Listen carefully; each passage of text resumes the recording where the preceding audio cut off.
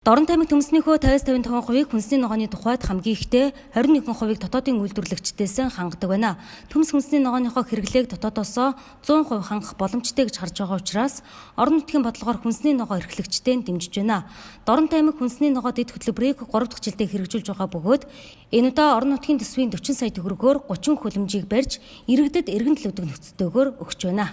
Юуны хувьд бол хүлэмжийн хувьд бол орон нутгийн төсвөөс 40 сая төгрөг шийдвүлээд за энэ дээр бас бид нар хүлэмжийн худалдаа авахаараа хүлэмжийн тендерийн сонгон шалгуулалтыг зарлаж ажилд аян гэдэг компани 4-8 хэмжээтэй 32 м2 хүлэмж тусвар одоо нийт 30 ширхэг буюу одоо Баян Түмэн дээр 15, Эрдэнэ сумын 5 дугаар баг дээр 15 хүлэмжийг олгож байгаа. Тэгээ энийг үл яг эргэн төлөх нөхцөлтэйгээр тухайн одоо газар нутагтаа гэрээ хийгээд дамжуулан зээлдүүлэх хэлбэрээр өгж байгаа. Магадгүй цаашлаад бид нар одоо энэ хүнсний ногооны тарилтыг буюу хамгаалах зөвлөсний ногооны тарилтыг нэмэгдүүлэхийн тулд орон нутаг цаашлаад одоо тодорхой хэмжээний хөрөнгө санхүүжилт жил болгон шийдэж байгаа хүнсний ногоо дэд хөтөлбөрийн тодорхой хэмжээний заалтууд болоод орцсон байгаа л та.